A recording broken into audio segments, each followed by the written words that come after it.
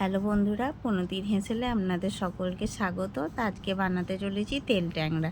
তার জন্য একটা প্লেটে টমেটো কুচি নিয়েছি, পেঁয়াজ কুচি, ধনেপাতা আর একটা বাটিতে জিরে, সর্ষে আর লঙ্কা বেটে নিয়েছি।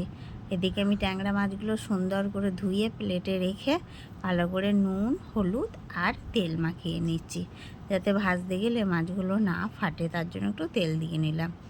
এবার কড়াইয়ে তেল গরম করে নিচ্ছি। আমি এটা সর্ষে তেলেই বানাচ্ছি, কারণ তেল ট্যাংরা মাছটা আমি আজকে সর্ষে তেলেই বানাবো।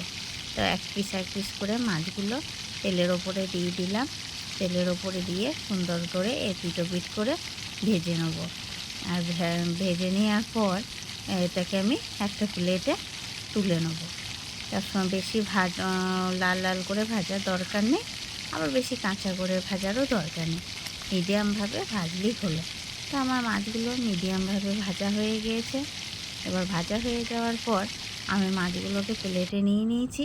আর যে মশলাটা বানিয়ে রেখেছিলাম সেই মশলাটা উপর থেকে দিয়ে দিচ্ছি। আর পরিমাণ মতো নুন, হলুদ আর একটু কাশ্মীরি লঙ্কার গুঁড়ো দিলাম, আর সর্ষের তেল দিয়ে মাছগুলোকে ভালো করে মাখিয়ে এই 5 মিনিট মতন রেখে দিয়েছি।